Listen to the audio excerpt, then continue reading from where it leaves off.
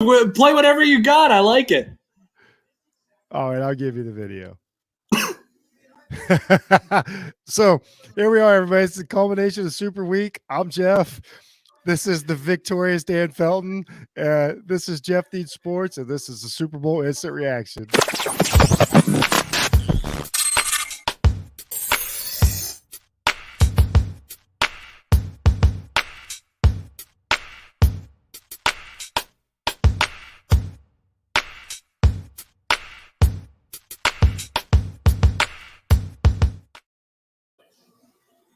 Dan, hello, Jeff. Just how are you feeling? I have no like understanding of what you're going through. The Buckeyes won a national championship. I get it. It was the greatest night of my life. So just take me through your emotions of the game. Like, if anybody doesn't know, this is Dan. I like unprofessional Dan. I like unprofessional. I like laid back, unprofessional. Okay, in case anybody doesn't know, Dan has claimed to be smoking Joe Burrow's cigar. So I'm claiming it. It doesn't mean it's true. Thank you for having me by last minute. No, this is awesome, man. You're the victor. You deserve the spoils. You've stuck with me all year. You've been objectional. No longer. Mo Murphy from Up in Flames has joined the podcast. Bro, I'm honored to be on here. Like, I'm honored to be with the goats. Like, y'all make a great show. I feel like I'm ruining it being on here at this point. No, not it. No, Mo, come on, man. We're here. So I see how lit Dan is when his Rams winning the Super Bowl, so I might not be that bad. This is great. So Dan, if you can just try to just take me through the range of emotions from point A to point B. Jeff, it's the same thing that we've been feeling for the last 3 weeks. I mean, the Tampa Bay game, it was almost the same script with the San Francisco game. It's crazy. I mean, played right into the Bengals' hands the whole time. Yeah. It did exactly just like the San Francisco game 2 weeks ago, doing exactly what they wanted us to do.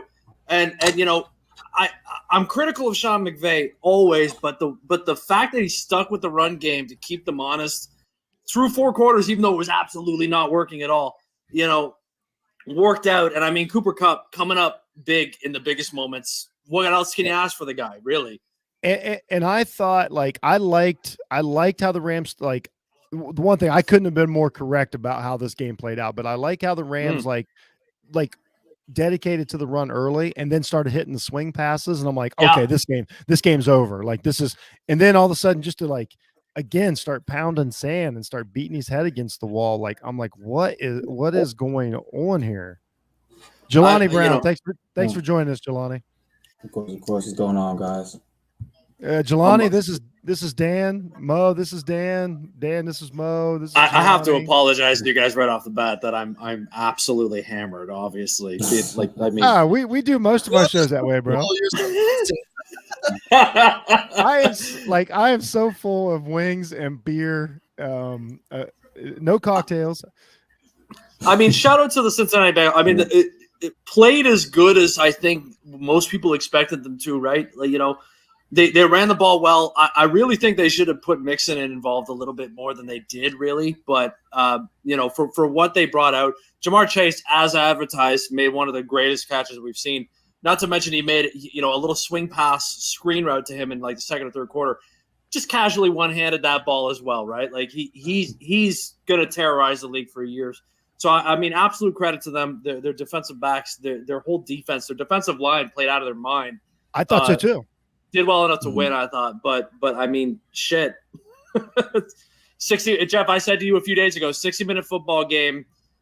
It was so every long. Minute counts. Yeah, it actually, the time kind of went by fast in that game, and I was, we can kind of talk about the end of the game here, the last drive. I look up and I realized that we hit that 5-minute mark. The Rams are down by 4. I'm like, this is it. At that point, they're committed. That extra point hung over that game, the entire game, like we knew it would. Yeah. And I'm like, they were committed at 5 minutes. I'm like, this is it. This is McVay's. This is all on his shoulders right now, and Stafford, and it was crazy. So, Mo, what did you think of the game? There's so much to unpack here. This is instant reaction. What did you think of the game overall? Like, I don't think you had much invested, right? Like, I mean, outside of like you wanted to see a good game. Yeah, I had no dog in the fight. So while watching the game, at the end of the day, when you don't have a dog in the fight, you just want to see a great game. And that's essentially what you saw. I mean, once it was 13-10 going into halftime, I said, okay, we already outdid Patriots and Rams game from, years ago when 13-3. Arguably one of the worst games I watched just because, like, there were high expectations for that game. I'm not a defensive guy. But then to me, there was a lot of legacy on the line, right? Like, going into this game, I'm like, if Stafford wins the Super Bowl, then is he, like, the question becomes, like, Monday or instant reaction, like, is he a first ballot Hall of Famer?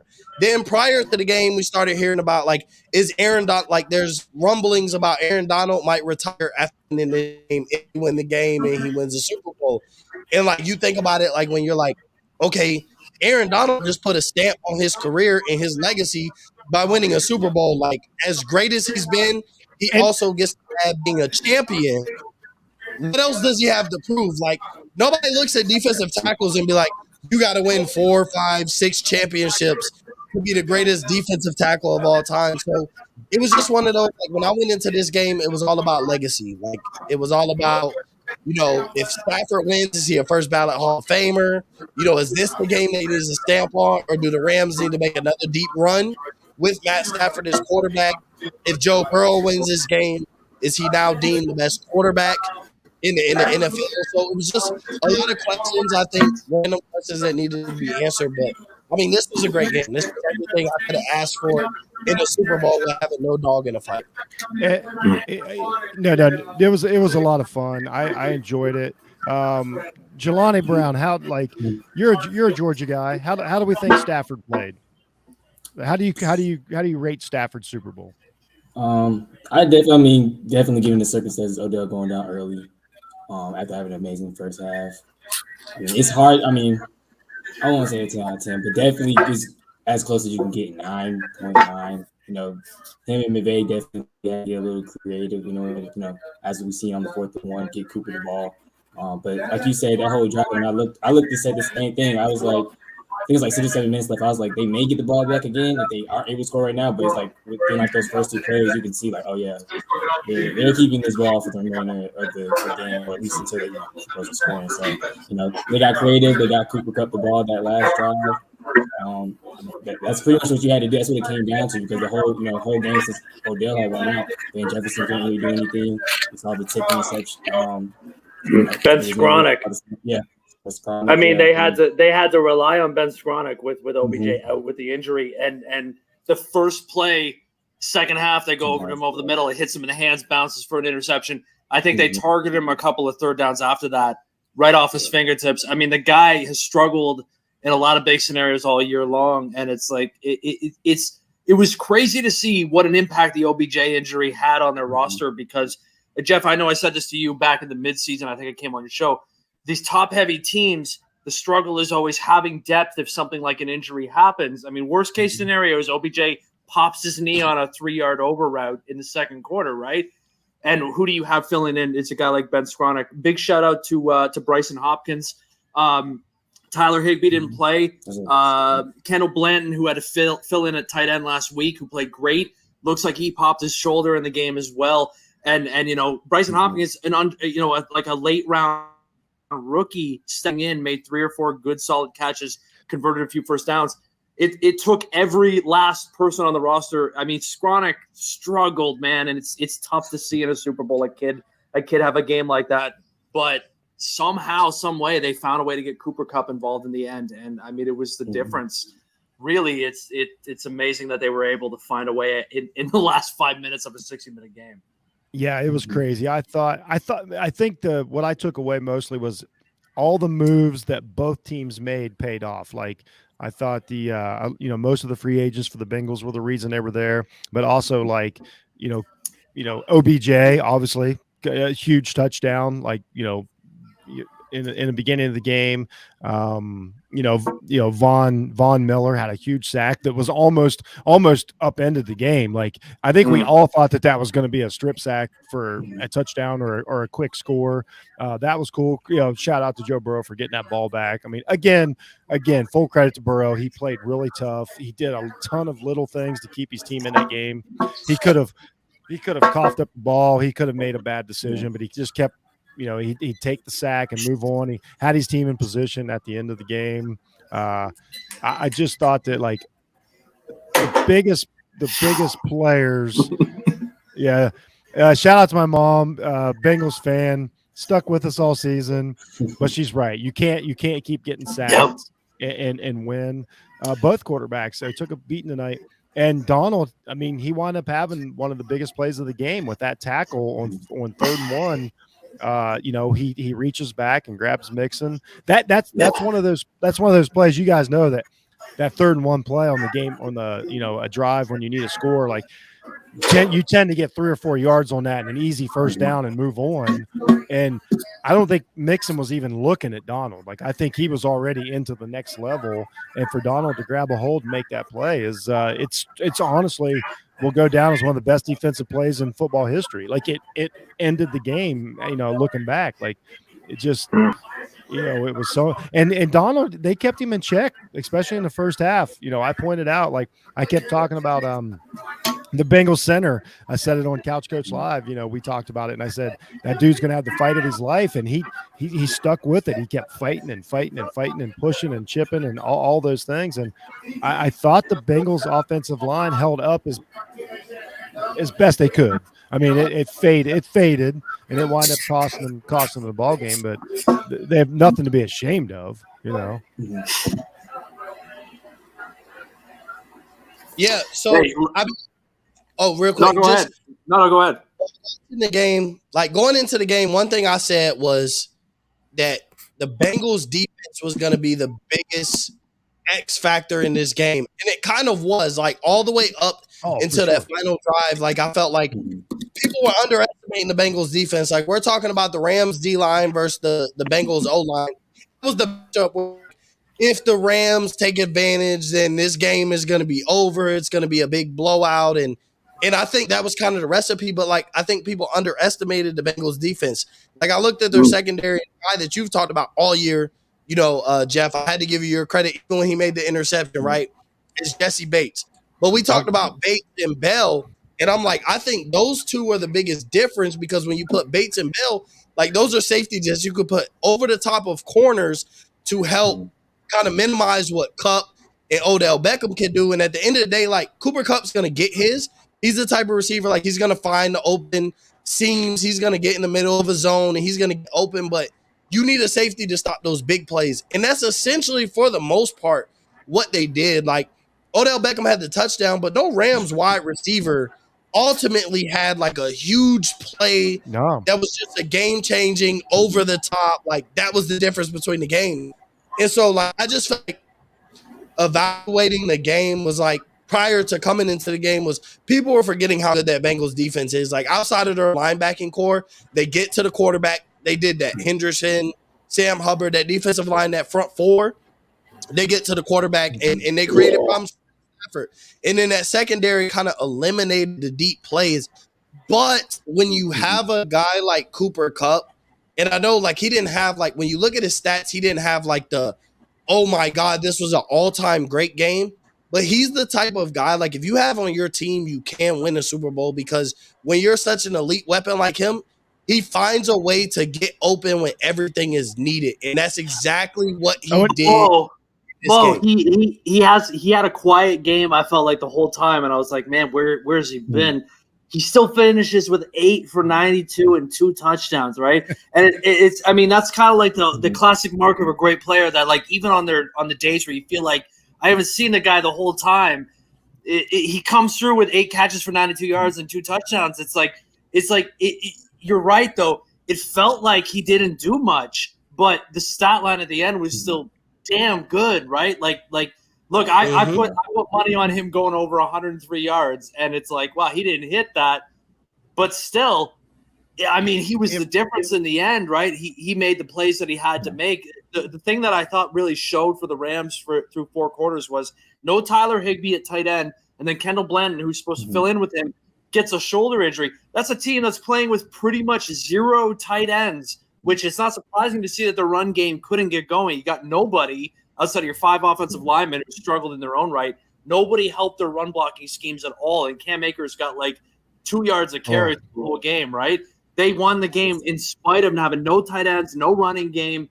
You know, Stafford, they brought this guy here to win games in these tough scenarios like this, and shit, he got it done. I mean, I thought not having Higbee was a huge factor for the Rams. I mean, there were so many times to where you're like, this is when they would go, like, as much as they play like, 12 personnel or 21 personnel, like they really could have used him. But overall, I thought Stafford played really good. He stayed within himself. If anything, considering his roster, I mean, Jeff. Yeah, they played probably too conservative, if you ask me. But it didn't matter. It doesn't matter. Having to rely on 2 or 3 late round rookies in the Super Bowl. I mean, not many players are going to make it through that. Not many players are going to have no tight ends and have a practice squad guy activated to make 3 or 4 catches to have a dude on the back end who's costing you an interception and a couple of plays on 3rd down. To still find a way to outlast a 60-minute football game like that is a testament to I think Stafford more than anything, really. And I think if you would tell the Cincinnati Bengals that the Rams would score 23 points, they would take that. They would have took that going into the game. The Bengals defense played great. Jelani Brown, like, as you were watching the game, what was the moment when you're like, even if you were wrong, like, oh, this team just took control or this team's in trouble? Was there a couple moments to where, like, you saw the momentum swing in either way? I mean, honestly, obviously coming out of halftime, we already knew, the reports was OBJ, being good for a return. We already knew he wasn't going to return once we saw him, obviously drop that pass. The Ramsey call, we saw Walker, we saw Stewart going back and forth in the chat, that's probably our second Super Bowl tonight for OTBN. But, that call right there, I honestly felt, and then obviously coming out, the interception right after that, it kind of felt like the momentum had changed. But I think the very next drive when the Bengals got the ball back, Donald, I think he held them to a field goal to where it was only 13-20. I was like, okay, all right, that's where now, you kind of know how the game is going to stack out because, like Dan's been saying, the offensive weapons that you have to work with at this point, and you know what you need to do and where you need to get to in order to win this football game. And, they didn't get the touchdown, I think, that next drive, but they obviously got the field goal, and that's when the defense ramped up. The biggest key, obviously, was the defensive scheme change, putting somebody over the center to where now you can have Von Miller working inside, and you can create that one-on-one matchup with Donald with the left tackle. So that's kind of like where I start to see that shift into where both sides, at least for the Rams, knew what they needed to do. Like I said, defensively, they ramped it up. They got pressure. Obviously, they got 6 or 7 sacks in the second half, mainly a lot of them in the 3rd quarter. And offensively, like you said, Stafford played within himself. He knew, he couldn't take certain big shots down the field, albeit because of personnel. But like I said, that last drive is probably going to go down as one of the greater drives, at least in recent memory. There was something weird about this game. It played out so like quickly and efficiently that I can't wait to rewatch it because I think we're not weird, but just like in general, we're missing how good it was. Like that last drive, was one of the least penalized Super Bowls I've ever seen. Until the end, too, right? I mean, there's 2 holding calls at the goal line, right? And I know that's going to be a focus for a lot of people. I mean, for one, as a Rams fan, I have to go back to the Rams, the T. Higgins touchdown on Ramsey. I mean, pulling a guy down by his face mask and then jump balling him for a touchdown is a tough pill to swallow had this game gone for Cincinnati. But, I mean, obviously those 2 holding calls at the end changed the game. The first one, ticky-tack. The second one I thought was a lot more clear, trying to be objective as a fan, obviously. But, I thought the first one really was a little bit weird. Maybe it was a bit of a hold, but the one on Kupp in the corner seemed like it was much clearer as a hold. I've said to Jeff before, I think it's weird how often they're calling pass interference this year as opposed to, say, illegal contact or just defensive holding, right? Yeah. So that decision at the end to call it PI and put the ball at the 1 seemed like it's sort of an element of the way the season's gone this year. A lot more PIs being called instead of holdings or just illegal contacts. So that seemed to come full circle. But I mean, regardless of that, it seemed like the Rams, even though getting all these chances, could not find a way to get 1 yard to win a Super Bowl, and yet they have to go to Cup to get the play in the end in order to actually win it. And two, like it was such a close game. Like, it'll be forgotten the offsetting penalties to where the Rams got called for that holding penalty on what would look like a great touchdown. Yeah. So I mean, Kupp really had a great series there, and then you get the unnecessary roughness call that they canceled that 10 yards out. I mean, that was John, but it was. I mean, they call that. They're going to call that every time. But that's how close this game was. It's funny that. I mean, this is as close to we're going to get as a version of a defensive football game. Like, this is what a good defensive football game is going to look like, in the year, 2022 or whatever. I enjoyed it. I thought it was a well-played game. I thought the intensity was there by both teams. Huge shout out to the Bengals, Jeff. I mean, their defensive line, the narrative coming in was, watch out for the Rams D-line to crush that bad O-line of the Bengals. And yet it was the complete opposite story. The Rams D-line played great. Much like the Niners game, struggled for 3 quarters, but as I told you, I thought over 60 minutes, like the Niners game, they break that offensive line eventually. They got it in the last minute. Whereas the Bengals defensive line completely shut down the Rams run game, got home on Stafford, caused a lot of disruption, even an interception or 2. So I think it's a testament to how well the Bengals are coached. I think Zach Taylor is absolutely one of the up-and-coming coaches in the league. The way that defense played, it'd be unsurprising to see the Bengals in this exact scenario next year, really, especially with Burrow and Chase, coming through with another year of experience as well. Yeah. Like Mo, just like kind of overall, like what's your immediate knee-jerk reaction, which is why we're here, about how good was this game?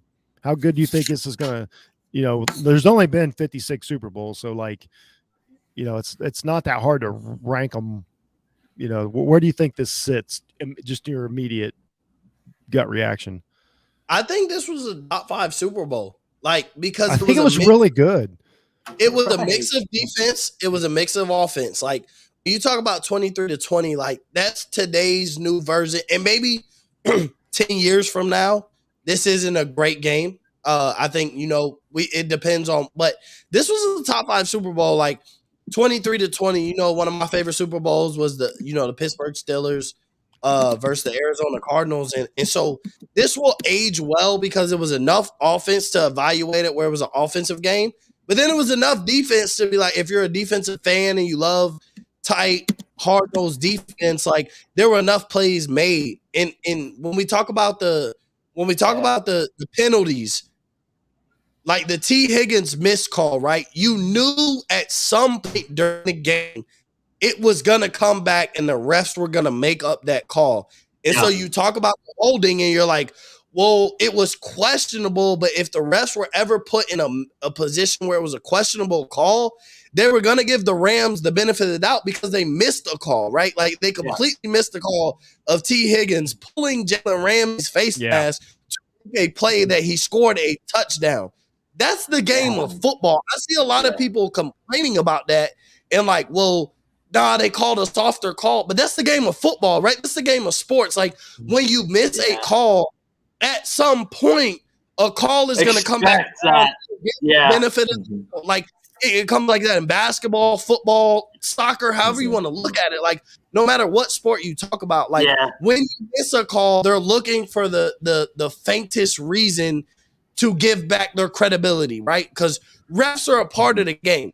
They make or break games, and so I don't think this game came down to the refs. I know a lot of people were like, man, there were a lot of calls late, but like there were a lot of missed calls that they let these guys play to the point like, well, they let them play football at the end of the day. And because you missed a call, you had to make for it. And one of them was questionable, but it was reasonable. When they ran the replay back, I'm like, okay, that was a holding. Like maybe I wouldn't have called it under the circumstances, but since I missed a complete offensive pass interference, I'm gonna give him the benefit of the doubt, and I'm gonna make that call. But just overall, I think this was a top 5 game. Like it was everything you wanted offensively. It was everything you wanted defensively. Matt Stafford threw 3 touchdowns. Joe Burrow threw for like 300 yards. Like there was just a great mix of offense and defense where like if I want the perfect mix where if I'm an offensive guy and then I talk to another guy who's a defensive guy, this game met them in the middle and gave you everything you wanted. And so it just comes down to me, like when I think about this game, it's just this is a legacy game for a lot of people. And so I start to think about like what's about to happen. Is Aaron Donald going to retire? Does this make Matt Stafford a first ballot Hall of Famer? How many people are gonna get? I mean, Stafford and Cup, Aaron Donald. Eric Weddle and Andrew Whitworth. Andrew Whitworth is already retired. We can assume, right? How many people are adding a ring to their resumes through the Rams? I mean, Jeff, you and I talked about this a few days ago. The Bengals feel like they're going to be back here again and again. The Rams feel like they've got this whole roster of guys that are pretty much going to slap some jewelry on and then go right off into the sunset. I mean, the Aaron Donald story, I cried when we won, but I might cry again if he walks off into the sunset. Like, that's it. You're 31 years old. You could come back for another one. Stafford's still going to hang around. OBJ might be back. So what the team's going to look like in another year or two, it's completely up in the air. I mean, what does an Aaron Donald retirement do for the salary cap? What does it do for the roster going forward? You cannot replace that kind of production at the defensive tackles position, right? So, I mean, a lot of guys are getting the rings, but also, you know, most teams who get this shot, like the Kansas City Chiefs or Tampa Bay, you think, what does next year look like?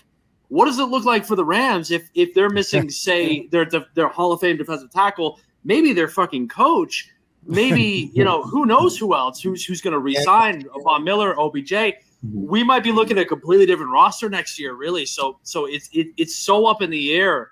I mean, we were talking about one-hit wonders, Jeff. This might be one of them, really. This might be added to the list of the teams that you thought would be there again and again who never make it back. But that's the thing about this. Weirdest. Like to me, he's been the weirdest going up to this situation because, like, if Aaron Donald retires now that he won a Super Bowl, like you're talking about an all-time great career, capitalizing with a Super Bowl right off into the sunset. Whitworth, a 40-year-old offensive tackle, right off into the sunset. I know Matthew Stafford isn't retiring, but even like OBJ, maybe, you know, Von Miller, a Super Bowl MVP, 2 championships. One of the greatest, you know, pass rushers off the linebacker / defensive end. That's kind of been a favorite position in today's NFL. Like, okay, then you talk about Sean McVay, and you're like, this guy has been talking about family time. Yeah. This guy is talking about, like, I don't know what my career holds. And he's not even 40. Like, that's been the craziest thing. Super Bowl. Is that he's been youngest coaches in the league.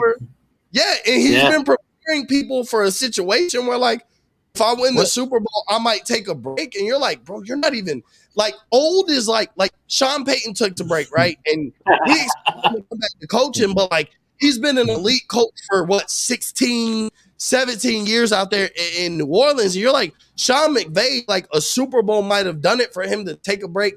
Does he retire if he's not a Rams coach from here on out? No, I don't think so. But like we're in a point where like guys aren't even 40 talking about taking a step back from coaching. Wait, Mo, you got to think 1970 something, right? Dick Vermeil takes the Philadelphia Eagles to the Super Bowl, right?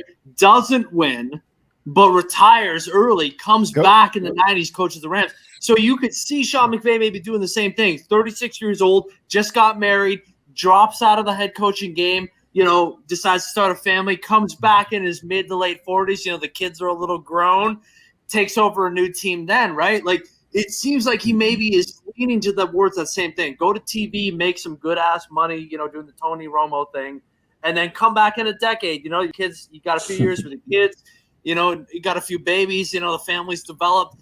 Come back and do it again and go back to the, you know, these guys, I don't think Sean McVay, if he quits, I don't think he's out. From now. Like, is he fit a decade from now, though? That's the That's question. what I mean. We see the coaching change so much where like 10 years from now, a coach that Sean McVay's, the Kyle Shanahan's, we don't know what coaching like he the could type go. He we're could gonna go love. full. He could go full John Type of Gruden. coaching, Yeah, but Yeah, it's just 100%. weird because we're not used to like you said, like Dan, you go back to the 1970s to give a scenario where a guy goes and like this is the same situation, right? We go back to the 1970s, so like this isn't a common scenario. And then you talk about a guy who loses the Super Bowl.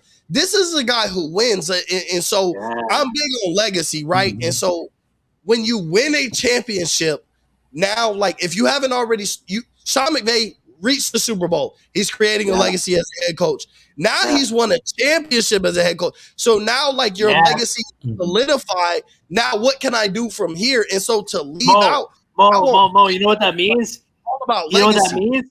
I step away from the game and I got a ring. That means that once I have my kids, once I'm settled in and everything's good and I'm 45 and the itch starts getting me, that means I have a ring, which means that any team calls, I interview, that's my job because I got the legacy to get it to me, right? If he walks away from the sport, that means he can take any job he wants, anytime he wants, whenever he decides he wants to come back. So I could see him taking that opportunity to go make some TV money, which is better than coaching money, and half the opportunities. But to come back and say, hey, I got the ring. You see what I can do. I'm ready to step back into this. Any team will hire him first interview straight away. So if that's his route, it's up to him. But you're right. Unlike Dick Vermeil in 1978, he's got the ring to give him an automatic job the second he comes back in. And he doesn't have to mess with this Rams roster that's going to be a bit of a puzzle to solve here for the next 10 years. McVay, I mean, it's the Gruden situation. He can walk away. He can every year that he's out of coaching, he will get smarter. People will be like, oh my gosh, McVay. then he again, think about what the money is going to be when McVay comes back that they'll offer him. They'll give him half the stuff. It's going to be probably 15 a year. It's going to be crazy years from now. But to me, like for me, I'm all about legacy, and not everybody could create a legacy, right? That's one thing, especially when I talk about basketball and the whole trades that happen, right? And I'm just like, everybody doesn't get a legacy. Like everybody who wins a championship doesn't matter, essentially. But I'm like, okay, McVay has won a championship, but why not at least one more year? Like I feel like when you win a championship, you've created a legacy. Run it back with whatever you can reconstruct. You're gonna get Stafford back at the end of the day. You're gonna have Cooper Kupp. Robert Woods. I agree. You're gonna have your running backs. If you don't get OBJ, if you don't get Von Miller, like OBJ is not going to be able to play next year, right? But you're going to have most of your roster to the point like you've won a championship. Run it back. You have the championship, so therefore your legacy is secure for next year. Like if you don't win the championship, even Bruce Arians, like if you don't win a championship next year, nobody's going to kill Sean McVay and say, "Oh, it was a one-hit wonder. He's a fluke." Run it back, make the playoffs, win the NFC West, which looks very. I think he's got 2 years. I think he's got 2 years with Matt Stafford in sort of a prime before he's either got to decide to get the fuck out. He's got 2 years with Sean McVay and Matt Stafford, and then I think that's the point. I mean, he's just getting married. If he wants to do the family thing, 2 years is enough to maybe put a bun in the oven or something like that. Like He's ready to go in a couple of years, but he's going to see what he can get out of Matt Stafford. He's not going to leave after 1 year of Matt Stafford. He's got a couple more years at least to see what he can get out of that entire thing.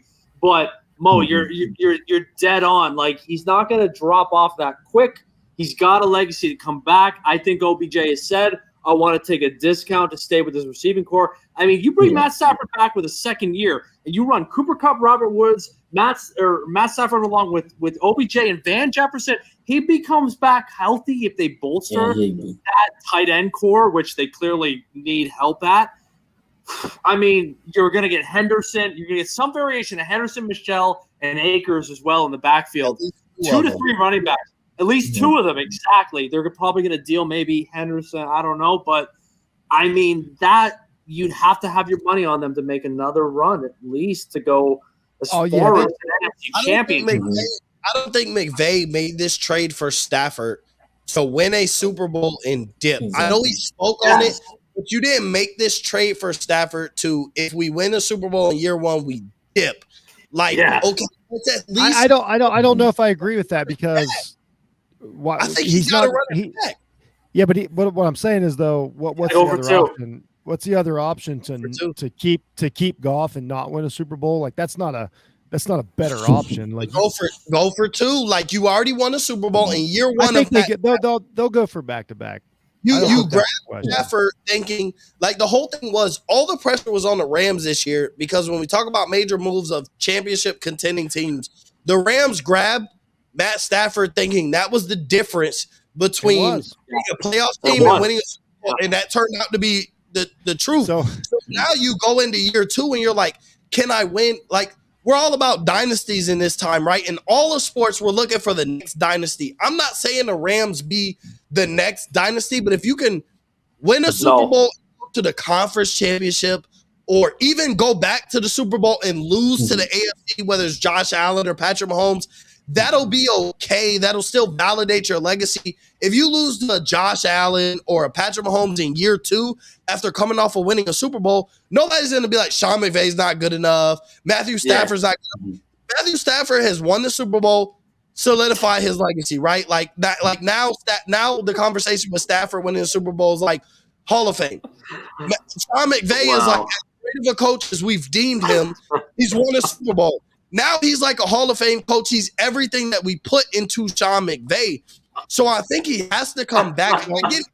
It's different when you have a family. It's different when you have a wife and kid. Like I think I'm sorry. I'm reacting. I'm listening to people say those words into my ears, and I'm like, my brain is taking. Sean McVay has won a Super Bowl. Matt Stafford has won a Super Bowl. My brain is just like, holy shit! You're right. You're right. It's official and it can never go away. Yeah. Jelani. I wish I felt like Dan 4 years ago. I can't talk. I will not bring that up. I'll probably never. As you watch this game, Jelani, and got a feel for it, coming out of it, like which coach do you think like did the best job in all honesty? Like I honestly think that Zach Taylor did as good as he could do. Like I thought McVay kind of stumbled over himself a little bit and it worked out. And he had, I think the quarterback was a little better. Offensive line was a tad better. Cup was a little better. He had Aaron Donald. I think McVay deserved to win the Super Bowl, but I think that Zach Taylor came out of this like, I'm happy to have that coach for, whatever the next 20 years. Like, how'd you feel about like just out the in-game coaching and things like that coming out of this? For sure. I mean, you hit the nail on the head. I think, like you said, McVay stumbled over something in times, but like you said, like Emo's been saying as well, he's a great coach to solidify himself. And ultimately, I think, with certain key moments or certain key drives, I think it really just came, down to talent. The main thing that was talked about prior to the Super Bowl was that offensive line versus defensive line. And I think it really does. It feels like that was it, right? Yeah. As a second half, it's like that's I can't even I don't remember like right off the top of my head because I'm just so focused on the defensive line. But they had like I said, it was the whole third quarter was pretty much sacks. I can't really remember how many first downs or so that Cincinnati might have had. It was pretty much dominated by that front four of the Rams. But like you said, Zach Taylor, I think game playing the best of the ability. And then when Odell went down, it's like even like it stepped it up even more. Obviously, like it becomes easier. Like okay, you can shadow or put two over on Cup side, safety over top on them, and then kind of let everybody else try to beat you, which they weren't able to do. But I think Dan said it like kind of when I was coming on. The only thing I kind of had a little bit of a problem with was I felt like they did kind of go away from mixing a little bit. I know like that first half was kind of hot. They found the run game. Obviously that helped them, big time in those two drives. The one where obviously threw for a touchdown, and then the one where they got the field goal out of it. But the second half, it didn't seem like it was too much of mixing. They obviously tried to get the quick pass going, but even then, and so. I tell you, I definitely give my hat off to both coaches. Like I said, I think the Bengals were Close your door. What'd you say, Jeff? The Bengals were 3. Go to sleep. the Bengals were 3 for 14 on third down. Like like that's I didn't realize that it was like that drastic. You know what I mean? But I think like this game was it was so tick for tack. Like you want to applaud the Rams, you want to applaud the Bengals for keeping it so close, right? Because total yards is even, passing yards is even. The Bengals got him in rushing yards, but the sacks counteracted that, so it actually the net rushing yards. This game was like the total yards, and like this is a shocker. Like Mo, you said it earlier, like this is a defensive version, defensive battle. The total yards 313 LA, 305 Bengals. And in today's football, that is nothing. Like that's almost first half numbers sometimes. Yeah. I mean, it was a real, like, it was a true defensive game. It was a modern version of a defensive game that, because of, I mean, this is modern NFL. It was played for. If you can rush 4 and drop back everybody else and defend the pass, like, that's the key. Both teams did it really, really well against uber talent. I mean, we're talking, basically Lemon and Chase, Lemon and Cup. Jefferson never. I swore that Jefferson would get loose. He had one chance in the end zone. I think there was an overthrow in there. Just OBJ really did get off like the time that he played. Like it felt like that was going to be a mismatch. The entire game. As soon as the injury happens, we know that changed the face of the game. But it was just so, like, both defenses worked. It was really something to see. But it like, for only being 618 total yards, it didn't feel like a boring game. Like it didn't feel like teams couldn't get it done. Like both these quarterbacks made huge plays. Even the touchdown by Burrow, like, not only did he get the no call and Higgins makes the catch, but Burrow escaped and gets out of the pocket and steps up to make that throw. So just like it just was on and on and on. Like, just, well, Jeff, it seemed like what happened was there was a lot of. Really, there was kind of a lot of no plays. I mean, the Rams really kept running into the defensive line of the Cincinnati Bengals, and there were a lot of 0 plays and maybe slight negative plays. But then the Bengals came with a couple of huge plays. The one-handed catch by Chase down the sideline. Yeah, I mean, maybe kind of like the Julio catch in the Atlanta game against the Patriots. One of the no offense, Jelani. No offense, but obviously, I mean, plays that get kind of lost to history just because of the outcome. That play, Jamar Chase coming up huge to get the Bengals on the board for the first time in the game, right? And the T. Higgins touchdown, although there was kind of the missed call, nevertheless, a 75-yard touchdown. The Bengals struck big when they went for it. But it was a game that seemingly was both at times boring and then also broke these huge plays to make it exciting again. So, kind of a balance of both, whereas maybe, the last time the Rams were in the Super Bowl, it was only the crappy, boring stuff and barely any scoring. You got just enough of sort of explosiveness out of both offense that it added up over the course of the game and got a few touchdowns on the board at least. I mean, the turnovers were, the Rams had 2, the Bengals had none. I mean, just nothing. There's nothing that really leans in the Rams' favor. Time of possession was within 30 seconds of being dead even. Just a crazy even matchup. The penalties, like, I know the penalties seem huge and the no calls, but it was only 6 penalties total on both teams for a total of 41 yards. So, like, they let them play a little bit. They let them be a little physical, but I think it was pretty clean defense. I don't think they were really, like, turning their heads to a bunch of stuff. It just, I think this game is going to age very well. I think we're going to look back and be like, man, that was a really well played game. But so, Jelani, what do you think of, like, we talked about Stafford. We talked about this was really just about his legacy. Stafford could have went 1 for 30 as long as he won this game. That's all that mattered. Like, this was about getting the win and getting that monkey off his back. What do you think about Joe Burrow in this game? Like, coming into it, he's had a great run, great playoff run. He's getting it done. All the hype around him, all the he's basically become a WWE wrestler at this point as Yeah. far as like the aura around him Yeah, and how that's- everybody's treating him. But how did you think, Love- like outside of that, how did you think he came off as a quarterback in the Super Bowl? Cool, calm, and collected. That's what they call him, Joe Burrow. So I mean, he's gonna be there for a while. It's crazy to see the talent and the young talent in the AFC. Like these quarterbacks are gonna be doing it forever. But like you said, he came out. He played a great game. He made great throws. He made great decisions. Even I know it was drawn up and played for him, but I think even when they went on fourth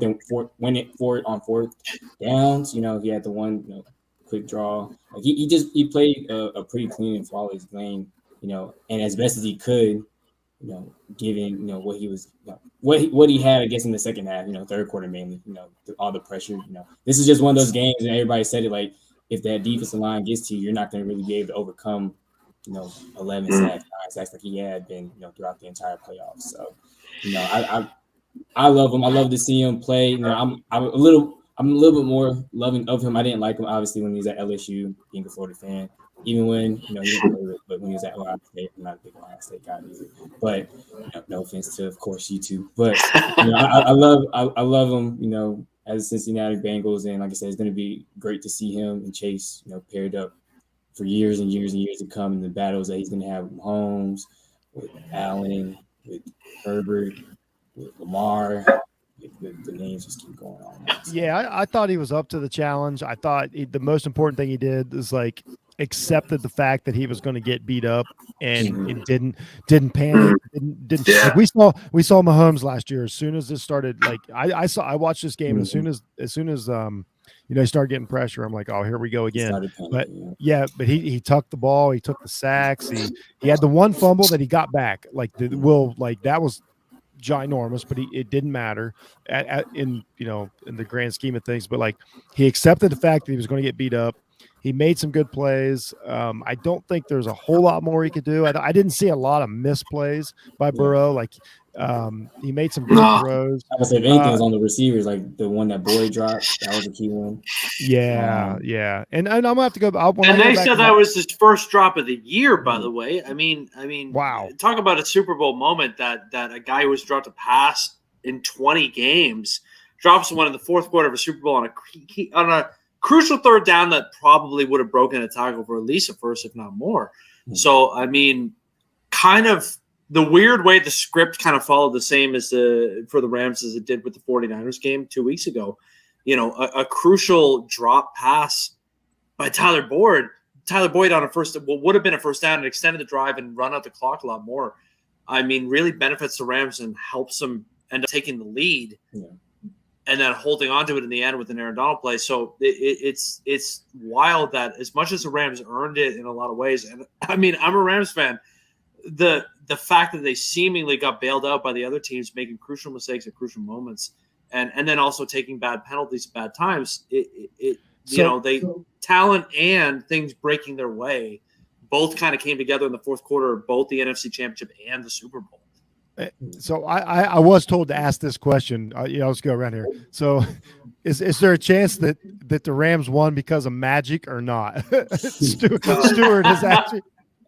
So Dan, you're not part of our chat room, but the Bengals. Are you asking if I use magic to win the game for my team? Yes, I guess it may have been you. No. Apparently the Bengals. The Bengals have been using magic or voodoo this entire play. No, it was an argument for 3 hours in the chat room. It was ridiculous. So I want to put perspective on that. Is when people win a championship, there's a little bit of luck, there's a lot of bit of skill, and there's a little bit of in between. Right? Like when you look at most champions, like you're lucky that, and then there's a situation. You're lucky that they dropped the interception. You're lucky that they didn't make that play, right? That's all a part of sports. Like, that's how it goes. Like, luck, you're lucky that we can look back at how many champions and how many sports and how many years, and we'll be like, you're lucky that play didn't happen, whether it be the first round, the second round, the third round, or the championship round of any sport. And we could go back to one or two plays that make the difference in the game. or in a series and be like, you're lucky that didn't happen. But like, yeah, that's kind of Mo, part of Mo, right? But that's sports. and Mo, nobody remembers those plays the more years that go by. I mean, and you're talking. Not only am I a Rams fan, obviously, I'm a Raptors fan. You're talking about things breaking your way. A championship gets decided by a ball bouncing off a rim 4 times and falling in. It can happen anywhere along the way. It's always luck and skill. You're dead on, man. No one's going to remember those penalties at the goal line. No one's going to remember, the face mask by Jamar Chase. No one's going to remember. They're just going to remember the final score because shit breaks either way for both teams, more or less pretty evenly over the course of a full playoff run. Yeah. It just so by the tiniest hair broke for the Rams at the very right moment. I mean, every single short moment for each team came back in the end to bite them, really. And that's sports. Like at the end of the day, it takes a look, and every athlete tells you like it takes a little bit of luck, a lot of bit of skill, and a lot of right place, right time, right? Like at the end of the day, you need certain things to go your way. You need to you all come in with a game plan, and like sometimes you execute your game plan perfectly, and still like certain things don't go your way. So you need things to go your way. Whether you got lucky, man, I got lucky that I called the Tampa 2 defense, and this guy broke that play on the offensive side and dropped the pass. Yeah. Oh, we got lucky. Like we got lucky, dropped the pass. That's the game of sports, Well, right? Like here's the thing. we come in doing what we got to do offensively and defensively. You come in doing what you got to do offensively and defensively. Something has to break to where if I'm fully prepared, you're fully prepared, we meet in the middle. Something has to break opposite ways, regardless, whether it's a penalty, whether it's a perfect play or whatever. Like if we're perfectly prepared, something has to break for it to be even, because guess what? Championship games don't end at a time. Yeah, well, that luck is the power going out in the Super Bowl when a team is blowing another team out. Now that's luck. There was nothing lucky about tonight. So before we get out of here, I got a couple things I got to ask. First, we got to get to this. We got to talk about the halftime show. I got to get the opinion on the halftime show. There was a build-up. There's been a build-up for months about the halftime show. We're all hip-hop fans here. I think we were all looking forward to it. So I'll start with Jelani. You're from the South. So that means something when we're talking about hip-hop. What'd you think of the halftime show, man? Incredible. I know on my timeline, I don't know if y'all's is the same. I follow obviously a lot of people from Atlanta. I like every tweet. This is what we should have had when our Super Bowl was here in 2019. Like, oh wow, it's that's why I asked you. That's why I asked you. Because I felt the same way. And I actually was there at that Super Bowl working it, but it sucked. You hear. Wait a minute, you were there when that happened?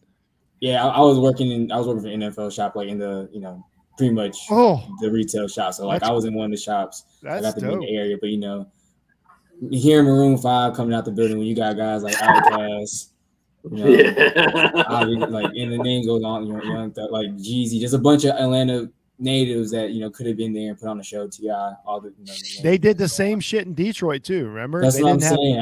I don't get it. But to talk about the one tonight, it was like I said, it was amazing. It was cool. Definitely cool. I love how they came out. I love the setup too. I did think that. I mean, it was obviously for TV, but I thought, and I'll give my thoughts real quick, then I'll go to Mo and Dan. What I kind of liked about it too was like, because believe me, I'm old enough to remember every ounce of all these guys' careers that were on stage. Like I didn't miss any of it. And what I thought was cool was like they were doing it, but none of them need to do it. Like they're all like, some of them are literally billionaires. The rest of them are almost like nobody on that stage needs any help. Nobody needed to be there. So that's what I thought was cool. It was almost just like showcasing, the history of I guess you call it the roots of like, of basically Dre. It's the history of Dre and all that. I thought they could personally, and I'm sure there's reasons why, because of everything that's happened over the years, but I would have liked to have seen them lean more into like I really, really would have liked to see like Ice Cube, or maybe a tribute to that. And I know there's reason. And by the way, again, Ice Cube before the NASCAR race last week was just was just blowing everybody off the chart. Like he's still one of the best in the game when he wants to be at his age. So, but overall, I was happy with it, and I loved I loved how they leaned into it. Like the dancers leaned into it. Like the whole thing was authentic, and they put on a good show. I thought Eminem. I was surprised at how happy I was when Eminem popped up. I was like, I didn't know that I wanted this, but I thought that was the perfect time at halftime to sing that song. At the Super Bowl. So overall, I was very satisfied, and I thought everybody came off very well. And I think it upset just enough people to make me happy. So it's a win-win. I'm taking the knee as well. Just like I say, it ruffled enough feathers, but it was good enough. It was a tribute to like basically my lifetime at this point. I mean, I've been listening to these guys for almost 30 years of my life. So it was kind of cool. 50 Cent surprised me. I thought that was cool to have him in there. I don't know if that was, I don't know why anybody told him to hang upside down, and I don't know how long he was upside down. I don't know how good he was feeling, but they went for it. It was cool. But overall, I thought it was really, it's not Prince. It'll never be Prince. I don't know if anybody will ever reach Prince. Well, it's not Purple Rain, okay? That was good. Let's just be honest. Yeah. So Mo, what'd you think of the halftime show? How'd you feel about it? So with actually like being in the halftime show, like watching it, my daughter was dancing around and my son was in my mom's arms dancing around, and I'm like, these are guys I grew up on. Like, as far as like Dr. Dre was like an OG by the time I grew up on Dr. Dre, but having my dad, like I know about Dr. Dre, I know about Snoop Dogg, like with having my dad, so it's like, but even to see just knowing all the songs and my daughter dancing around. Like Mary J. Blige starts singing a song, and my daughter's starting to sing along, and I'm like, "You're making me feel old." Like I'm looking at my daughter. Well, you're not, Mo. So, but listen, I'm like, I'm 26, and you're making me feel old. That like you can sing along to an old school Mary J. Blige song. Like that's starting to tell my age, and I'm not even old in people's eyes. So, but when I think about like. This was the focal point of the Super Bowl, right? Like we wanted a great Super Bowl, but we were so focused on like the halftime show. Like it's Kendrick Lamar, it's Dr. Dre, it's Eminem, it's Mary J. I thought Kendrick came off well. Hey, I thought Kendrick came off well. But this was the focal point of like the Super Bowl. I feel like with the lineup of the halftime show, we're like, man, a great game in the Super Bowl is a plus if they give us killer concert. At halftime, and they did everything and then more. Like, 50 Cent comes up and he performs in the club, and you remember how crazy in the club was when it first dropped.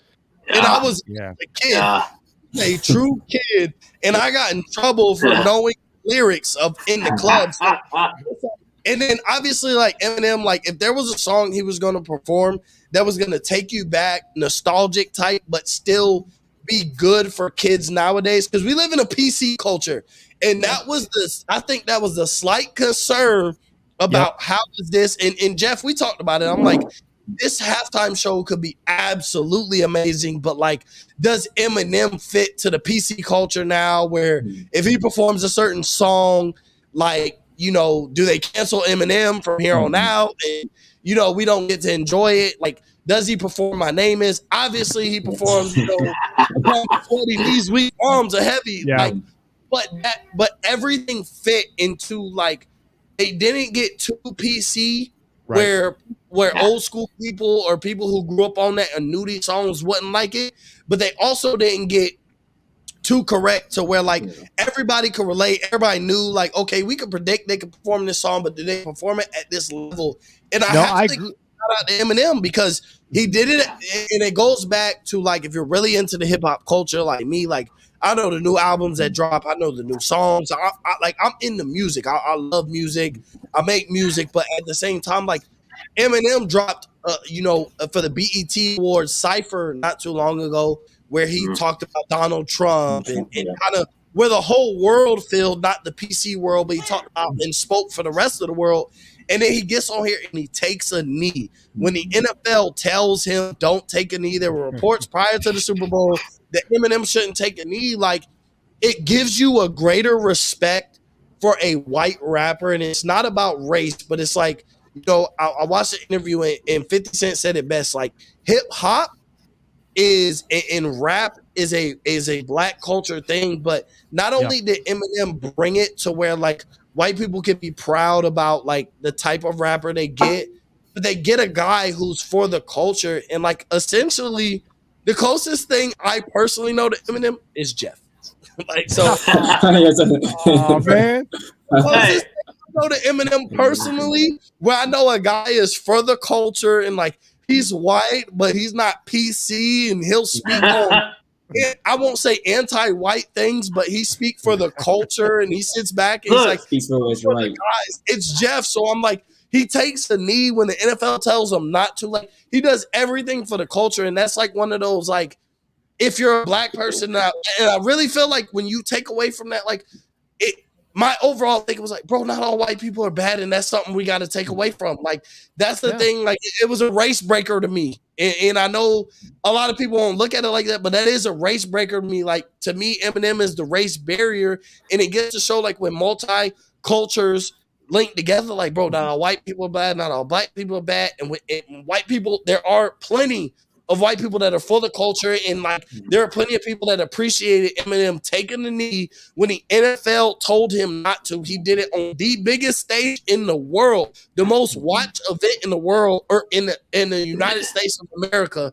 which is what matters to us in the Super Bowl. And he takes the knee and he does things for the culture. So I got to give a big, huge shout out for Eminem because he's got a lot of flack for being a white rapper and being elite. You know, being one of the GOATs as far as being a rapper, but he's also he doesn't get the love. But for him to do that, and multiple times when it's time for him to in and be for the culture, he stepped up every single time. And for me, like I sit back and I'm half black, half white, so I see both sides of things. But for him to step up every time, like the world needs a white person to step up, Eminem has stepped up and answered the call. And so, you know, when I see him take the knee, I said, there go my dog, Jeff Eminem. No, that's good. So Dan, I believe your boy Pac showed up, right? First off, I think I did say to you, I don't remember if I made the recording or not, but I did say, watch out, Anderson Paak's going to show up and play some drums. So he did. I'm amazed that he actually did, but the performance that I thought stole the night was Kendrick, because he was the most interesting character coming into me.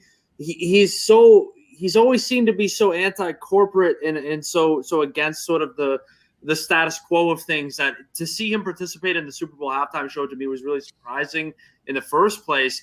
And for him to show up, the fact that he performed in sort of like him and his backup dancers were in sort of a militant style, I thought it was so rattling for Middle America to see him show up. You know, if I don't know if you guys noticed, but his part was on the ground floor on a map of what I got to assume is maybe his neighborhood in South Central. Like, he danced. He was in, literally the metaphor was Kendrick's still in the streets and he's still fighting for this. And to see him show up, to have his dancers, the dancers affiliated with Sign, dressed in all black, dressed sort of militant style, I think was the more aggressive part of the halftime show. You know, Eminem did a good job. Mary J did a great job. You know, Snoop and Dre did their 2 hits together. I thought Snoop looked great. I thought he just looked good. I was worried about had to do. Snoop and Dre had to do what they had to do. They understood the assignment. They played the songs you wanted them to play. Like, at the end of the day, you had an expectation for Snoop and Dre, and they did exactly. They did exactly. For Dr. Dre to play the piano. It's hard. It's hard to remember too that Dre is doing this as one of the most successful businessmen in the history of America. Yes, like he's not. You tweeted it out. Billionaires, billionaires were all billionaire moves. Like, you tweeted it out, Jeff, and I remember you tweeted it out, and it was like, oh, just look at the billionaires making billionaire moves, and it wasn't no spike. Just being honest, like, you put a bunch of billionaires and multi-millionaires on the stage and allowed them to for the middle class. Like, essentially, this was billionaires putting on for the millionaire for the middle class, and they answer every call. I thought they looked great. I thought, like I said, they didn't. I liked how the entire Super Bowl really really engulfed what, Southern California, LA specifically meant. I like how they leaned into it. I like how they they used, like, even the introduction, like there's no way you can root against the kids that they had, like, at the beginning, the football teams. They had the girls football team. Shout out to Billie Jean King for flipping the coin. That was badass. It just everything they did. I loved how they leaned into like that area, and then we remember, like, wow, this is a big deal. Like, we've taken a lot from this. And Jelani, to your point, they really dropped the ball. The NFL did in Detroit and Atlanta, two cities that we've taken a ton of culture from over the years, and they they didn't do it justice. Yeah. And I don't, it doesn't market correct that, but I do feel better that at least they recognize their mistakes and we're like, no, when I didn't think the NFL would do it. I really and that's also it's probably why they didn't do it in the other two cities as well. Especially Atlanta. What they were thinking in Atlanta, like, nah, we can't be too black. Obviously did what they told him not to do. Even Joe still did what they told him not to do and stay, and they still don't love the police and still Dre. The prime performance in Atlanta would have been like what? Jeezy, T.I., it had to be Outkast. He had to be Outkast. Right. Yeah, shout out. Hey, Andre got a Super Bowl commercial. That made me so happy. But they answered the question in L.A. because we go back to old school and we bring out Dr. Dre and Snoop Dogg. And something, what's crazy? So I have I'm half black, half white. So I just wanted to shout out to moms for being culture, aware. She made me realize that, like, all the artists that were performing today were under Dr. Dre. Like, because when the lineup first came out, I'm like, okay, Dre, Snoop, Cali, then Mary J. Blige. So I remember looking up a couple months ago, like, where's Mary J. Blige from? And she's from New York. Because I'm thinking it was an all Cali performance, and I'm like, where is Eminem coming from? Because I'm like, this is an all Cali performance. I was Mary J. Blige, she's from New York, and then obviously I knew Eminem was from Detroit.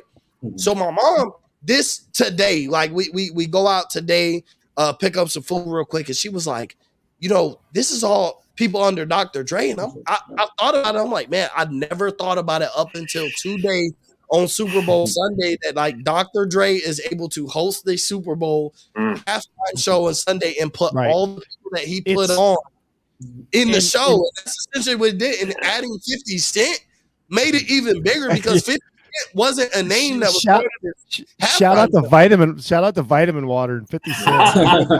I just want to say, like you guys are all young enough that like the history, but like I can't I want to verify, like explain to you like what a big deal it was that the same Dr. Dre that when I got the Chronic album like handed to me by a buddy because he's like, you're gonna love this shit, to host the Super Bowl halftime like that. I don't like I can't explain to people that this world exists now. Like Jeff, what it means. In this NFL, I'm sorry, Dan, real quick. No, go nuts. Go nuts. Not hiring black coaches and whatever. In this time, we're needing culture in the NFL.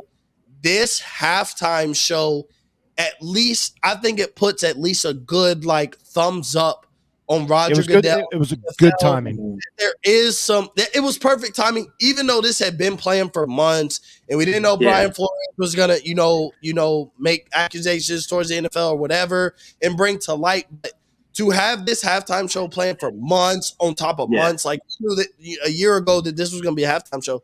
But like they did their job to really show that they accept the culture in the NFL. And so I don't know, being younger, Jeff, like Dr. Dre, he isn't Dr. Dre to you. Like even what watching NWA, the movie is like that brings a bigger light to us what NWA means to even the culture that we're in now.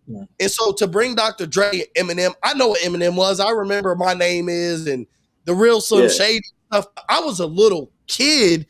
So the same. But what you're saying about being a younger generation, right? Is a Dr. Dre for someone like Jeff, like he existed in sort of that like the activist role in a time before me. Like I'm only 30, right? Like I was too young to know that. The guy who fills that role now is Kendrick. And I think the fact that Kendrick Lamar played the song All Right at the halftime, which a lot of people weren't sure he would play, that's an anthem for the Black Lives Matter movement. All Right is a song that is become important to culture across America through protest movements. The fact that he was able to play it at the Super Bowl halftime show, Super Bowl, at the Super Bowl in front of a lot of people who know what that song means and know what its sort of momentum behind it is, to play it, and then also to play with backup dancers who were, let's be honest, dressed in all black, waving black flags. It scares middle America to play that sort of militant racial equality, like to play a character that's like, this is what scares conservative white people. And Kendrick didn't get a lot of airtime compared to the other performers, but I think in the very limited time he got, had a direct and authentic message that resonates for most viewers. I think. I would agree with Dan. I think I honestly, I felt that there was 2 halftime shows. I think there was the Dre, like the Dre Mount Rushmore, like this is like we're finally acknowledging like he's one of the kings. And then I think there was what Kendrick Lamar said to everybody. I really do think that, and I loved it. And let's not overlook the fact that at halftime of the Super Bowl, the most watched TV show in America, we had basically we all know it was a strip club. Like it's 50 Cent singing in a strip club with dancers, and we got that. We pushed that through the Super Bowl halftime. Like I was thinking that too. Yeah, right. It just it really made me like. It just, I don't know. It just feels good. It's like perfect. It's just like we all shared it. It's just something that like, finally, like something like not finally, like, but just everybody like turn the volume up, Jeff. Everybody turn the volume up. Oh no, I was like, I told Coach, I'm like, we're not doing a halftime show this year. I turned the volume up, I turned the lights off, and me and my wife and my son and his wife, enjoyed it. She's a dance teacher, so like all these are, they're younger, but obviously these are anthems to them, like stuff that they've taught. Me and my wife, it means something different, but it meant something to all of us. It was I don't know, it was just really cool. I don't know what else to say. It was fucking cool. But I watched this with my mom, and you got to think about it. Like watching it with my mom, right? I'm sitting in the living room and I'm watching this, and you got to think about it. This is all the music my mom told me when I was a kid. I'm not allowed to listen to. Hey, we know how you got here, Mo. but I'm just saying, like old Dr. Dre, even like 50 Cent in the club, like, and it goes back to, I remember, like my mom was more laid back, so she wasn't as, he can't listen, So like In the Club was on the Massacre for 50 Cent, which is probably his top 3 greatest albums of the time, 50 Cent. And so In the Club was like, my mom, I remember the time where my mom was defending, like she bought me that album, when we were buying CDs at that time. So it was like, but watching that with my mom is like, I remember this was a time where all these artists was where like people who were older than me was telling me that like my parents and aunts and uncles and grandparents, like this was inappropriate music for you. And obviously I clearly like grew up listening to these guys and listening to my pops. Like I would ride in the car and listen to Dr. Dre, Snoop Dogg, DMX, all those guys. So it was like, it was nostalgia for me because it brings me back to my childhood. Obviously, Jeff, it's like, it's a little bit more for you because it brings you back to like your teens and 20s, not to throw your age out there, but no, but you're not wrong though, because it throws like our childhood though, where like our parents were so like I think most parents around that time are so like, you can't listen to this, you can't listen to that, you shouldn't listen to rappers and artists talking about this, talking about that. And obviously the paint of the picture was Eminem, like nobody should be listening to what Eminem was talking about. And then he performed his most PC performance that he could, and ends it with like, okay, I'm gonna perform the song that everybody expects me to perform, to be in this PC cancel culture, and then I'm gonna take a knee to go against everything that a lot of people stand for in this world. I'm gonna take a knee to end the great performance I did with my PC song that everybody will relate to. So that's why I got to give a shout out to Eminem. Like when I talk about the We talk about 50 Cent and all those guys, but like Eminem goes like, I'm gonna perform the song that everybody will be okay with me performing. Everybody expect for me to perform. Then I'm gonna take a knee to go against everything, every reason why y'all would think I'm gonna perform this song. So like Eminem really did it for the culture once again, and it's like I know he's white, but like he's invited to the cookout. Eminem, he might cook. Like seriously, like no. But no, it was cool. I really enjoyed it, and to speak on that, like Mo, you're exactly right because my son's your age, and that's literally how I raised him. This is like he grew up. Kendrick Lamar came about when he was young and listened to music. So Kendrick Lamar was his guy. And we early on, I'm not gonna lie, we had some battles because he came at me. I remember one time and he's like, "Oh, this is the new Tupac." And I immediately I dug in. I'm like, whoa, easy. I was like, you're getting carried away. Like I remember we got in a fight in the car one time because I'm like, I'm not saying this kid's not good. This is like Kendrick, I don't know, it's his first debut. And I'm like, easy. And then now I look back, I'm like, okay, he knew, like he recognized what was happening, and Kendrick has become like because your son's only a couple years younger than me, so like he's right there. I raised him on all this. He loved it when Kendrick came on. Like he was so excited. So I was in high school. Kendrick Lamar was one of my top 5 rappers, and like obviously for me, and not everybody does this, but like I respect the OGs and the time before me when it comes to sports, hip hop, whatever. But at the same time, like Kendrick is this generation's Tupac. Whether that means like he was as great as Tupac, that's not the question. He is this generation's Tupac because he speaks. I think that's fair to say now. The times that come around him and like J. Cole, like they speak on the time, like the same things that Tupac speak on in the 90s. Kendrick Lamar and guys like J. Cole speak on in the problems in the 2000s, and that makes it like the Tupac of this generation because we go through different problems than we were going through in the 90s, but it's the same concept of like you're speaking on the same issues, the same problems, and you're not afraid if unfortunately. Yeah, but like if your music takes a hit for it, you have the power, you have the fans and everything to rock with you. Well, like you can speak on that and people are going to rock with you enough. And even we're in a position now where as much as PC, politically correct, we are in, there's enough people who rock with just the fact of like, they realize the real life world we live in and they're okay with it. Jeff and Dan, boom. Like we need more Jeff and Dan in the world. As Couch Coach would say, I'll put a bow on this. Basically what this showed is like all the people that think that that culture, that type of music and all that is just a niche.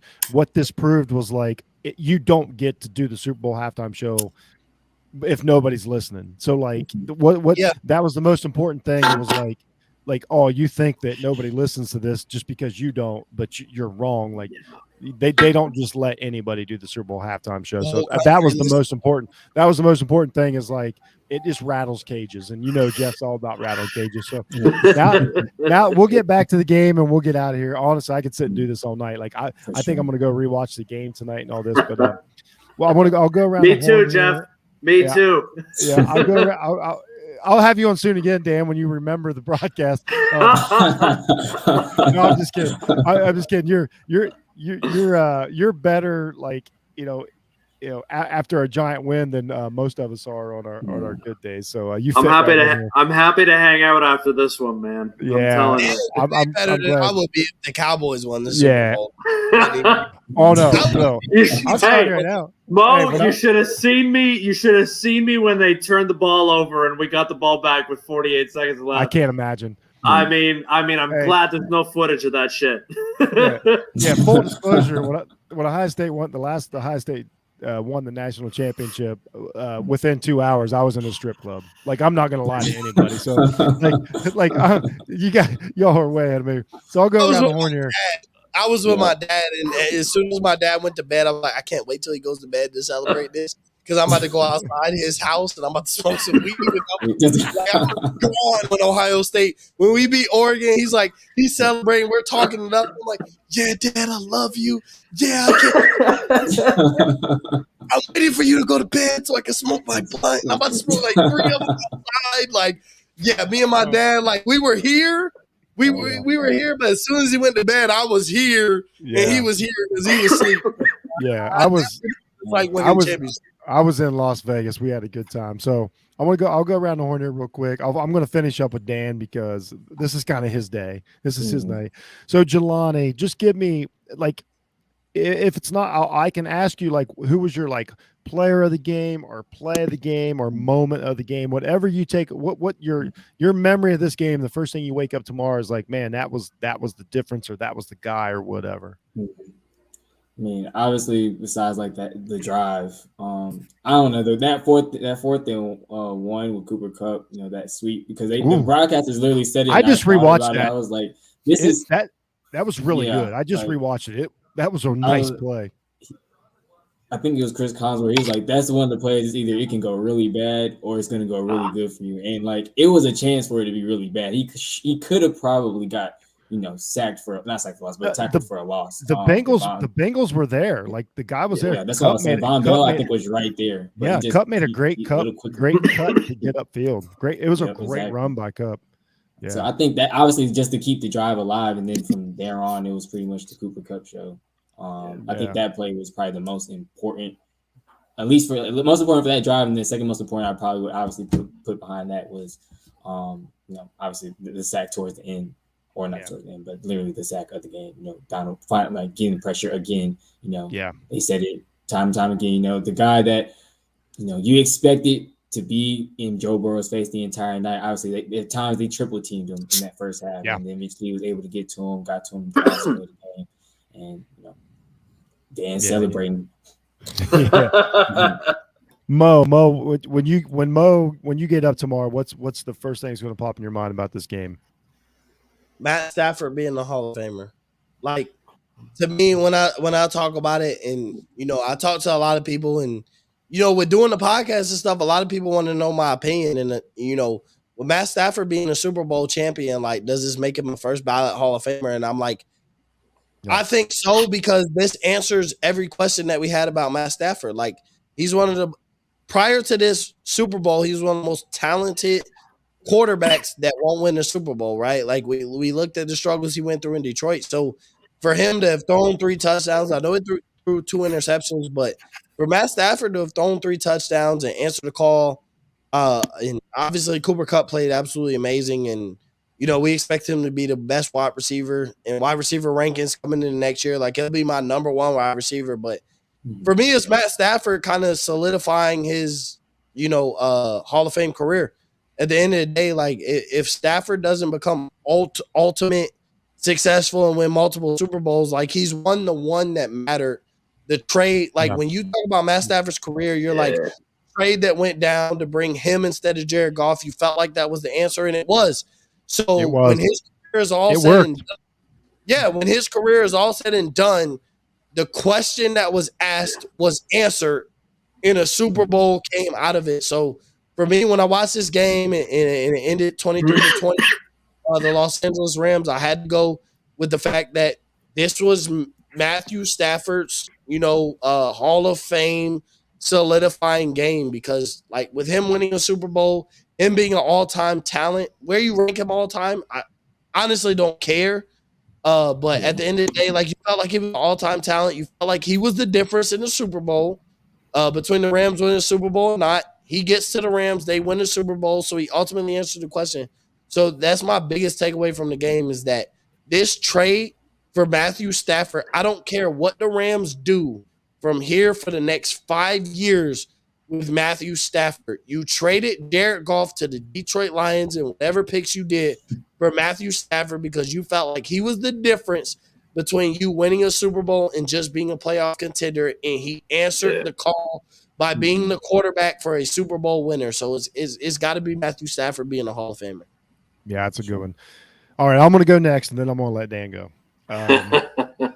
Mine will be essentially the the last two plays of the Bengals, basically the last two plays of the game outside of the kneels. Donald makes the miraculous tackle to send it to 4th and 1. I mean, that is a play that just as you watch it in slow motion, you're like, my God, like, you know, just the effort. This is what this man has done for all these years in LA. This is what he was there for. And he made the tackle that gave him 4th down, and then he gets the pressure on Burrow. Burrow almost makes the play. I honestly like at that point, I'm like, I hope this. I don't want this game to end. I hope this is a completion. You know, there's not much the kid could have done, but mine will be that just Donald finishing it. Like, you know, he got handled, but just those last two plays and being like, that was the difference. Him being that good was the difference in this game. So mine's going to be the Aaron Donald, and then of course the coronation of his career and Stafford and everything that you guys said. But that'll be what sticks in my mind when I replay it. Like that's the poster that I'll have up as the tackle of Mixon on that 3rd down play. So all right, Dan, there's a ton of memories. All right. What was just the you just name it, man. Whatever your favorite moment, player, like whatever you're going to take away from this, whatever you're going to tell your grandkids about this game. Well, look, first of all, thank you for having me on the show for what is maybe the 5th or 6th time, I think, over the course of the season. I appreciate it. It's been awesome just to you're the best, ramble on and on about football. It's so much fun. So, I mean, the first thing that immediately pops in mind is it seems to validate the team building strategy was started by Les Snead. I would expect, like most professional sports, that there would be a bit of a copycat syndrome, that you're going to see other teams now probably devalue their 1st-round picks and maybe look to do the same thing the Rams did. I think the team building strategy has been proven successful, and you'll see other teams try to emulate the same thing going forward. Les Snead, I think, is been validated as a great general manager. Finally, Sean McVay, head coach, same thing. Matt Stafford, I agree with Mo, I think has put himself on the brink, if not fully in first ballot Hall of Fame territory. Aaron Donald, same thing. Jalen Ramsey really got bailed out of a very bad game. So I think what I will remember is just sort of the culmination of the talent that the Rams had. I know I said to you a few days ago when we were talking about the prediction of the game, I worried that as good as the Bengals are, there's just too many talented players on the Rams for a 60-minute football game. That seemed to prove out in the end. Cooper Kupp made the big 4th and 1. So I wonder if it sort of changes the way the league looks at building their rosters, and if other teams try to sort of follow the same path, because the Rams, after a couple attempts, have finally come through and gotten a Super Bowl out of it. So, well, we may see that with Deshaun Watson next year. We may see a team try this very thing. Yeah, it seems to maybe have the opportunity to shift the way all the other teams are going to react to building their own rosters. So, I mean, a lot of Hall of Fame resumes have been validated. Ramsey, obviously Donald, obviously Andrew Whitworth is probably retiring tomorrow. Even Cooper Kupp has kind of got the inside track now if he keeps playing pretty well. OBJ, if he resigns and recovers from his injury, a lot of people have got the final seal on their resume, I think, and it's across the whole organization. So everything they do now is gravy. I wouldn't be surprised to see a few retirements, but I do think, Jeff, it's going to change. It's going to at least move 3 or 4 more organizations, if not more, towards doing the same thing, trying to annex their 1st-round picks, sort of build their team through superstars and short-term rentals and like that. So whether or not that actually comes to be, it remains to be seen. But sports is usually copycat. So I would think that's something that's going to stick going forward. And real quick, Dan, you brought it up earlier this week. Shout out to Eric Weddle. This dude rolls off his couch, a couple weeks ago. Obviously stayed in great shape. And played a good playoffs, got injured early. I thought he was done for the game. When he got injured, I was like, okay, I think the Bengals have this, because they're just out of safeties. Finished the game, had this, like you said, had the green dot on the helmet. Not only just walked off the couch, but had the green dot. I don't like literally you can make a movie about this weird Eric Weddle playoff run someday.